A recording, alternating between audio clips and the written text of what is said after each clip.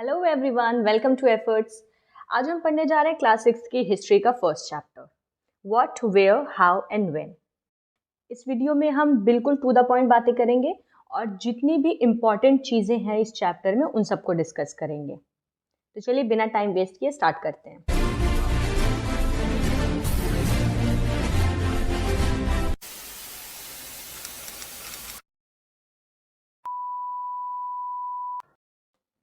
What, where, how and when, यानी कि क्या, कहाँ, कैसे और कब। इस चैप्टर में हमें 3 चीज़ों के बारे में जानना है। Food, clothes, houses. आपने सुना है ना, रोटी कपड़ा मकान। तो हम जानेंगे कि सबसे पहले अनाज क्या थे जो उगाए गए, कहाँ पे उगाए गए, या लोग कैसे कपड़े पहनते थे, कहाँ रहते थे, कब रहा करते थे। ठीक है, इन सारे सवालों के जवाब हम क्लास 6 की हिस्ट्री में जानेंगे। सबसे पहले हम शुरू करेंगे फूड से। क्या सबसे पहला अनाज उगाया गया था, कहाँ पे उगाया गया था, कैसे उगाया गया था और कब उगाया गया था। तो हमारा फर्स्ट टॉपिक है अर्लीस्ट एग्रीकल्चर, यानी कि प्रारंभिक कृषि। तो 3 ऐसी जगह थी जहां पे सबसे पहली खेती के निशान पाए गए थे। सबसे पहला था नॉर्थ वेस्ट में सुलेमान और कीर्थर हिल्स। दूसरा था विंध्या रेंज या Vindhya hills central northern region में। और तीसरा है गारो हिल्स ईस्ट में। यहाँ पे देखिए मैप के लेफ्ट हैंड साइड यानी कि वेस्ट साइड में है आपका सुलेमान और कीर्थर हिल्स। ऊपर की तरफ से एकदम सेंट्रल रीजन में आइए तो बीच में है आपका विंध्या रेंज और राइट हैंड साइड यानी कि ईस्ट में है आपके गारो हिल्स। अब एक एक करके तीनों के बारे में जानते हैं। So first is Sulaiman and Kirthar hills.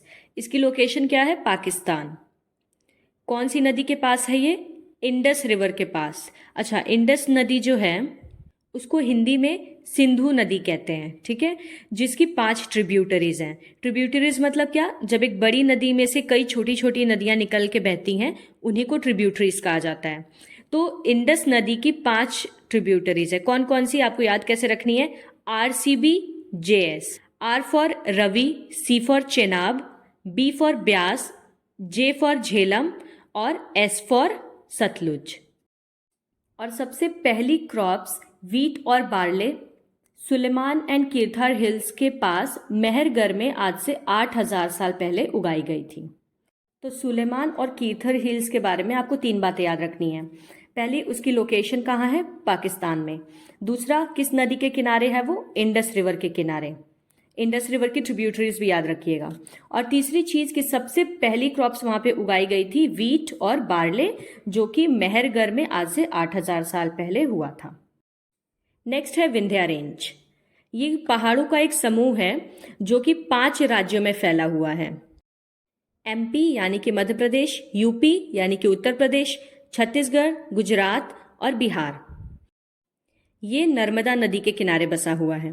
और सबसे पहली क्रॉप जो यहाँ पे उगाई गई थी वो विंध्या रेंज के नॉर्थ में यानी उत्तर दिशा की तरफ उगाया गया था। कौन सी क्रॉप थी वो? राइस। ठीक है, अब आते हैं गारो हिल्स पे। गारो हिल्स की लोकेशन क्या है? मेघालय। गारो हिल्स मेघालय में है। मेघालय का कैपिटल है शिलोंग। और ये किस नदी के किनारे बसा हुआ है? ब्रह्मपुत्रा। अब हम 2 नदियों के बारे में जानेंगे, नर्मदा रिवर और गंगा रिवर। सबसे पहला नर्मदा रिवर। तो नर्मदा रिवर की लोकेशन क्या है? ये इंडिया के सेंट्रल वेस्टर्न पार्ट में है, जो कि 3 राज्यों से होकर गुजरता है, मध्य प्रदेश, महाराष्ट्र और गुजरात। सेंट्रल वेस्टर्न का क्या मतलब है? जब आप इंडिया का मैप ऊपर से देखना शुरू करते हैं तो ऊपर से आते हुए सेंटर की तरफ, और जब आप मैप देखते हैं तो आपका लेफ्ट हैंड साइड जो है वो वेस्ट है। तो सेंट्रल वेस्टर्न रीजन में नर्मदा रिवर है। Originates from Amarkantak plateau in MP, यानी कि ये मध्य प्रदेश के अमरकंटक प्लेट्यू से निकलती है। और कहाँ तक बह के जाती है? ड्रेन्स इन गल्फ ऑफ खाम्बट इन गुजरात। गुजरात के खाम्बट की खाड़ी में जाकर ये ड्रेन होती है यानी खत्म होती है। अच्छा, मुझे कमेंट करके बताइए कि नर्मदा नदी कौन से ओशन में जाके मिलती है। तो नर्मदा नदी के बारे में आपको 3 बातें ध्यान में रखनी है। पहली, इसकी लोकेशन कहाँ है, दूसरी कहाँ से बहना शुरू होती है, तीसरी कहाँ तक बहती है। अब नेक्स्ट है Ganga river. Originates from Gangotri glacier in Himalayas. Himalaya के पर्वतों में जो गंगोत्री ग्लेशियर है वहाँ से गंगा नदी निकलती है। ये पूरा नॉर्थ इंडिया होते हुए बांग्लादेश के बे ऑफ बंगाल में आके ड्रेन होती है। ठीक है, यानी इंडिया से बांग्लादेश तक का सफ़र तय करती है गंगा नदी। गंगा नदी के दक्षिण तरफ का जो हिस्सा है यानी साउथ का जो हिस्सा है गंगा के, वो मगध कहलाता है। मगध के बारे में हम आगे के चैप्टर्स में पढ़ेंगे। वैसे तो गंगा की कई ट्रिब्यूटरीज हैं, लेकिन एक ट्रिब्यूटरी गंगा की जो सेंट्रल रीजन से यानी इंडिया के बीच में से होते हुए गुजरती है वो है सोन। ओके, अब आप वीडियो को पॉज करिए और मुझे कमेंट करके बताइए कि अभी तक इस चैप्टर में किस किस नदी का नाम आया है। ओके, सो अब इस मैप को आप लोग ध्यान से देखिए। जो आपके लेफ्ट हैंड साइड में यानी कि वेस्ट में जो ब्लू कलर की लाइंस मार्क्ड हैं वो है इंडस रिवर और उसकी ट्रिब्यूटरीज। सेंट्रल में थोड़ा सा नीचे की तरफ जो पिंक कलर से मार्क किया है मैंने वो है नर्मदा रिवर। जो ग्रीन कलर से मार्क्ड है वो है गंगा रिवर और रेड कलर से जो मार्क्ड है वो है ब्रह्मपुत्रा रिवर। आप लोग इस मैप में इन चारों नदियों की लोकेशन को और वो कहाँ से बहती हैं, कहाँ तक बह के जाती हैं, ये देख सकते हैं। नेक्स्ट टॉपिक है हमारा नेम्स ऑफ इंडिया। अगर हम कॉन्स्टिट्यूशन की बात करें तो हमारे कॉन्स्टिट्यूशन में भी हमारे देश के दो नाम हैं, भारत और इंडिया। ठीक है, अब हम देखते हैं कि ये दोनों नाम कैसे पढ़े। तो सबसे पहले देखते हैं इंडिया नेम के बारे में। जो इरानियंस और ग्रीक्स थे वो सब इंडस रिवर को इंडोस या फिर हिंदोस कहते थे और इंडस रिवर के ईस्ट में जितना भी एरिया था उसको इंडिया कहते थे। अब आते हैं भारत पे। तो जो नेम है भारत, ऋग्वेद में जितने भी नॉर्थ वेस्ट के लोग थे उनको रिप्रेजेंट करने के लिए भारत शब्द का इस्तेमाल हुआ है, तो वहीं से हमारे देश को भारत नाम मिला। सो अभी तक हमने जितनी चीज़ें जानी, आखिर हमें इन सारी बातों के बारे में पता कैसे चला? इसी पे बेस्ड है हमारा अगला टॉपिक, फाइंडिंग अबाउट पास्ट, यानी हम पास्ट के बारे में कैसे जान पाते हैं। तो दो चीज़ों से हमें पता चला, पहला है मैन्युस्क्रिप्ट्स और दूसरा है इंस्क्रिप्शंस। मैन्युस्क्रिप्ट्स क्या होते हैं? जो वर्ड है मानु वो एक लैटिन वर्ड है और इसका मतलब होता है बाय हैंड या फिर हैंड। तो मैन्युस्क्रिप्ट्स क्या है? स्क्रिप्ट्स रिटन बाय हैंड, यानी ऐसी स्क्रिप्ट्स जो हाथों से लिखी गई हैं। किस पे लिखी गई हैं? मैन्युस्क्रिप्ट्स बेसिकली लिखी जाती थी पाम लीव्स या बर्च पे। पाम का मतलब खजूर, ठीक है, तो खजूर के पत्तों पे और बर्च की छाल पे। बर्च एक तरह का पेड़ होता है जो कि हिमालय में पाया जाता है।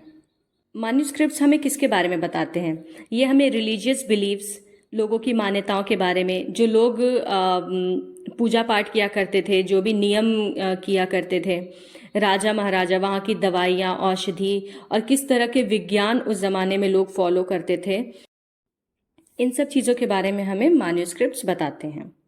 और मैन्युस्क्रिप्ट्स 3 भाषा में लिखी गई थी, संस्कृत, प्राकृत और तमिल। अब नेक्स्ट है इंस्क्रिप्शंस। इंस्क्रिप्शंस का मतलब ऐसी लिखावट जो हमें हार्ड सरफेसेस पे जैसे कि पत्थर या चट्टानों पे मिली थी, उनको हम इंस्क्रिप्शंस कहते हैं। एग्जाम्पल के तौर पे जो सम्राट अशोक थे उन्होंने अपने कुछ ऑर्डर्स को इंस्क्राइब करवाया था, यानी पत्थरों पे लिखवाया था, जो कि अफगानिस्तान के कंधार में पाए गए हैं। ये बेसिकली 2 भाषा में लिखे गए थे। इंस्क्रिप्शन का ऊपर का जो हिस्सा था वो ग्रीक भाषा में था और जो नीचे का हिस्सा लिखा गया था वो अरामाइक भाषा में था। तो मैन्युस्क्रिप्ट्स और इंस्क्रिप्शंस में बस इतना ही डिफरेंस है कि मैन्युस्क्रिप्ट्स को सॉफ्ट सरफेसेस जैसे कि पाम लीव्स या फिर बर्च पे लिखा जाता था, जबकि इंस्क्रिप्शंस को हार्ड सरफेसेस पे लिखा जाता था। अब आते हैं इस चैप्टर के लास्ट टॉपिक पे, यानी कि आर्कियोलॉजिस्ट और हिस्टोरियंस में क्या डिफरेंस है। आर्कियोलॉजिस्ट उन लोगों को कहा जाता है जो कि किसी पुरानी बिल्डिंग, पेंटिंग, किसी मूर्ति, इन सारी चीज़ों के बारे में पढ़ाई करते हैं। आर्कियोलॉजिस्ट जो होते हैं वो बेसिकली जानवरों की हड्डियां ढूंढते हैं, या बर्ड्स हो गई, फिश हो गई, इन सब की हड्डियों की खोज करते हैं और उसी की स्टडी करके पता लगाते हैं कि उस टाइम पे लोग किस तरह से रहते थे या क्या क्या चीज़ों को खाया करते थे। जबकि हिस्टोरियंस जो होते हैं वो बेसिकली सिर्फ पास्ट की पढ़ाई करते हैं। हिस्टोरियंस जो होते हैं वो आर्कियोलॉजिस्ट की तरह अलग अलग जगहों पे जाके चीज़ों को नहीं ढूंढते हैं, वो केवल किताबों से या और भी कई सोर्सेज से इतिहास के बारे में पढ़ते हैं। यहाँ पे आपका चैप्टर ख़त्म होता है। इस पूरे चैप्टर में जितनी भी चीज़ें मैंने आपको बताई, इसके सिवा आपके चैप्टर में और कुछ भी नहीं है पढ़ने को। This single video is enough for your preparation of this chapter. मिलते हैं अब नेक्स्ट वीडियो में।